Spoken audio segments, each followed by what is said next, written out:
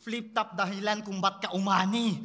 Fans dumami. Pero nagawa mo pa rin iwanan yung 5 taong nagpabago ng buhay mo para lamang sa fast money. Pero alam mo magkano inoffer niya sa akin para magpatalo sa'yo? Di mo alam? Di mo alam? Napakita lang ako ng 70% lakas. Kinabahan na siyang baka bumagsak at mamatay. Kasi nga daw sa finals, nakahanda na yung poster at ticket na pangalan yung ni Sixth Street nakalagay. Yeah.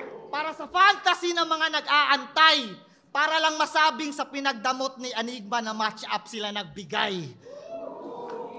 Kaso nawala ng tiwala investors mo, bay. Bilang businessman, natural lang naman na matakot siyang hindi dumating yung ROI. At kahit kailan, hindi niya mapapantayan si Enigma na buong puso tayong inalagaan. Nakita mo yung sponsors? Siyempre, malaki bigayan. Tayo'y pinakinabangan. Kaya si Enigma ba yung nagdadamot ng match-ups? O kayo yung di kontento kahit sa patas na paraan niya kayo binabayaran?